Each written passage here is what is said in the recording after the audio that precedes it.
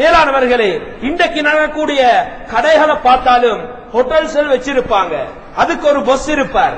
அந்த ஹோட்டல்ஸ்ல வேலை செய்யக்கூடிய அந்த வேலையாட்களோட நடக்கக்கூடிய விதத்தை பார்த்தா அந்த ஹோட்டல்ல ஒரு மாசம் கூட ஒரு வேலையாளி நிக்க மாட்டான். இப்படி எத்தனை முஸ்லிம் ஹோட்டல்ஸ் இருக்குது. மேலானவர்களே, நபி அவங்க ஒரு பொஸ்ஸாக இருந்தாங்க, அக்லாக்க காட்டினாங்க. அந்த யஹூதி இஸ்லாத்துக்கு வந்தான். ஆனா இன்றைக்கு பொஸ்மார்கள் வேலையாட்களை விரட்டி விரட்டி இருக்கிறாங்க, சம்பளத்தை குறைச்சு கொடுக்கிறார்கள். இரண்டாவது, அந்த வேலையாளிக்கு குறிய உணவு, சாப்பாடு, தங்குமிட இடம், இது எல்லாம் செய்யறது மோசடி. இப்படியான நிலைமைகளை இன்றைக்கு செய்யறாங்க இன்றைக்குரிய முஸ்லிம் பொஸ்மார்கள். மேலானவர்களே, நபி அவங்க சொன்னாங்க, ஒரு வேலையாளுடைய கூலிய அவனுக்கு வேர்வை சிந்திக்கிறதுக்கு முன்னால கொடுத்துருந்தாங்க. ஆனா இன்னைக்கு பொஸ்மார் ஒரு மாசம் வேலை செய்யற அந்த வேலையாளுடைய கூலிய கொடுக்கறல்ல, அடுத்த மாசம் முடியும் போதுதான் முன்னால மாசத்துல கூலிய கொடுக்குற. இப்படி எத்தனை பொஸ்மார் இருக்கிறாங்க. ஆனா நபி அவங்க இந்த வேலையை செய்யல. மேலானவர்களே, நபி அவங்க ஒரு தலைவராக இருந்தாங்க, மக்களோட நல்ல முறையில நடந்தாங்க. நபி அவங்க ஒரு பொஸ்ஸாக இருந்தாங்க, வேலையாட்களோட நல்ல முறையில நடந்தாங்க. யாரெல்லாம் பொஸ்மார்களாக இருக்கிறாங்களோ இந்த நபி அவங்களுடைய இந்த முன்மாதிரி எடுத்துக்கொள்ளட்டும். மேலானவர்களே, அடுத்தது பாருங்க, நபி அவங்க ஒரு வியாபாரியாக இருந்தாங்க, ஒரு தாஜிராக இருந்தாங்க. ஒரு வியாபாரி சிறு வயசுல போனாங்க, அபூ தாலிபோட நிறைய இடத்துக்கு பிசினஸுக்கு போனாங்க. ஒரு வியாபாரியிடம் இருக்க வேண்டிய பண்பாடுகளை நபி அவங்க சொல்லி காட்டினாங்க. நபி அவங்கள கதீஜா நாயகி ஒரு செல்வம் நிறைந்த ஒரு பெண். இந்த பெண்ணை எத்தனையோ குறைஷி ஆண்கள் வந்து திருமணம் முடிப்போம், இவ்வளவு தாரன் என்று சொல்லியும் கூட கதீஜா நாயகி மறுத்தாங்க. ஆனா நபி அவங்கள விரும்பினாங்க. நபியிட்ட சொத்து இருக்கல்ல, கதீஜாவுடைய பொருட்கள் எடுத்துட்டு பிசினஸ் பண்ண போனது. அந்த இடத்துல நபி அவங்களுடைய பிசினஸ் பார்க்கிறாங்க, நீதமாக இருக்குது. வரக்கூடிய கஸ்டமர்ஸ்களோட நல்ல முறையில நடந்து கொள்றாங்க, உண்மை பேசி வியாபாரம் பண்றாங்க, மோசடி இல்ல, அளவு நிறுவையில மோசடி இல்ல.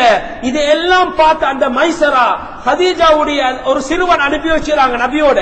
அந்த மைசரா வந்து சொல்றாரு, கதீஜாவே, இந்த நபியுடைய இருக்கக்கூடிய குணங்களை பாருங்க, இப்படி நடந்து கொண்டாங்க பிசினஸ் போது. உண்மை பேசினாங்க, அமானிதத்தை நிறைவேற்றினாங்க, நிறைய ப்ராஃபிட் கிடைச்சிச்சு. வந்த மக்களை எல்லாரோடையும் பேசினாங்க, கதைச்சாங்க, கஸ்டமர்ஸ்களை அரவணைச்சாங்க.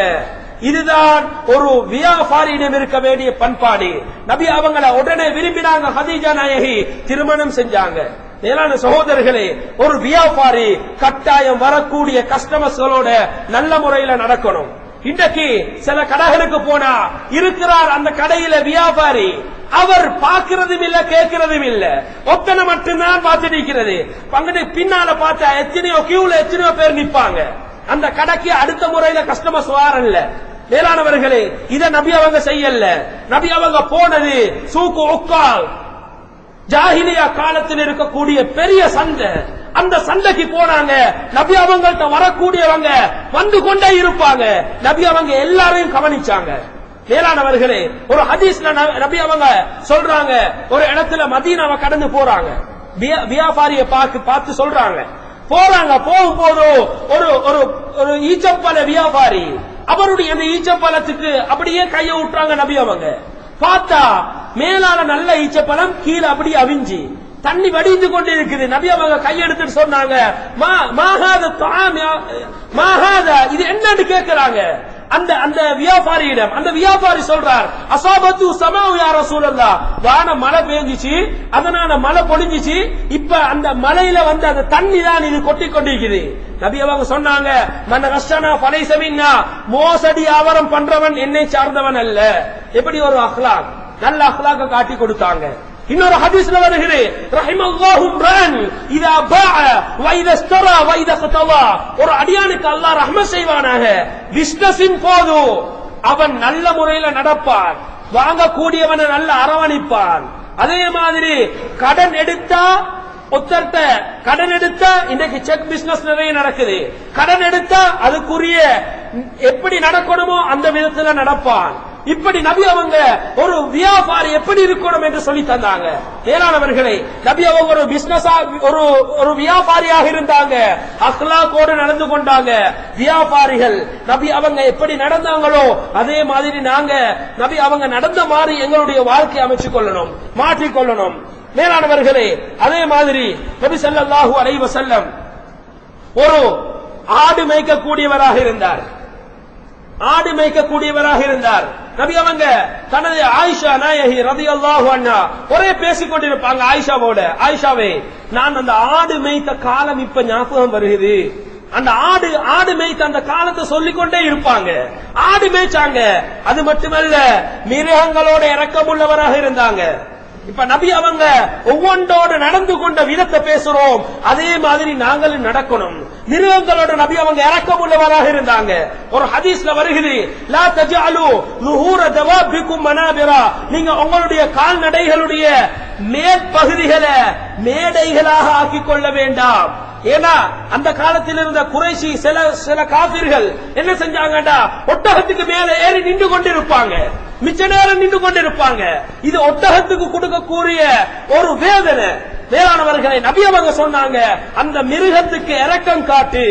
இன்னொரு மனிதர் போறாரு, ஒரு ஆட்டை இழுத்து கொண்டு காதுட்டால பிடிச்சிட்டு, நபி அவங்க சொல்றாங்க, அந்த காதுட்டால பிடிக்கிறத விட்டுட்டு கழுத்தில் இருக்கக்கூடிய பட்டிய பிடிச்சு கொண்டு போ, அதுக்கு வேதனை இல்லாம இருக்கும் என்று காட்டி கொடுத்தாங்க.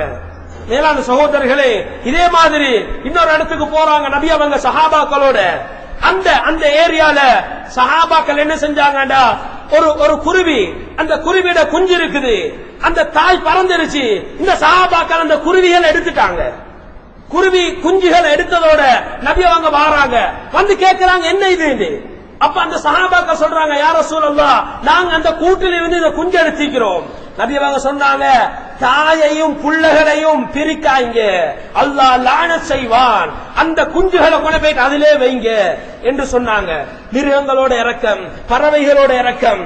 அதே மாதிரி மேலானவர்களே, இன்னொரு இடத்துக்கு போறாங்க, ஒரு கூட்டம் என்ன செய்து எறும்புகளை பத்த வச்சு கொண்டிருக்கிறாங்க.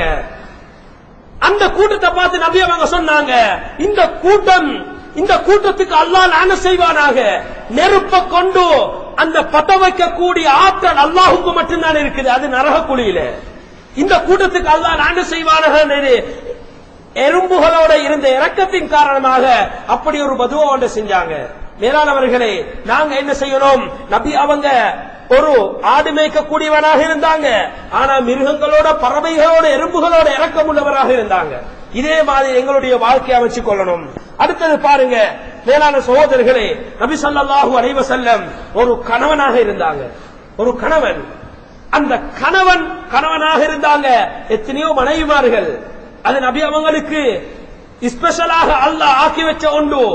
எத்தனையோ மனைவிமார்களுக்கு நபி அவங்க கணவனாக இருந்தாங்க. ஒரு கணவன் எப்படி மனைவியோடு நடக்கணும் என்பதை நபி அவங்க காட்டி கொடுத்திருக்கிறாங்க. மேலான சகோதரர்களே, ஆனா இன்றைக்கு நபி அவங்க அந்த டைம்ல இருந்த எல்லா மனைவிமார்களோடையும் சமனாக நடந்தாங்க. எங்கேயும் போறதாக இருந்தா துண்டு கொடுக்குவாங்க, யார பேர் வருகிறதோ அவங்கள கூட்டி கொண்டு போவாங்க, நீதம். அதே மாதிரி ஒவ்வொரு மனைவிமாருக்கும் டைமை பிரிச்சு கொடுத்திருந்தாங்க. மேலானவர்களே, ஒவ்வொரு மனைவியோட போயிட்டு உட்கார்ந்து பேசிக் கொண்டிருப்பாங்க. ஒவ்வொரு மனைவிமாருக்கும் சாப்பாடுகளை டைமுக்கு கொடுப்பாங்க.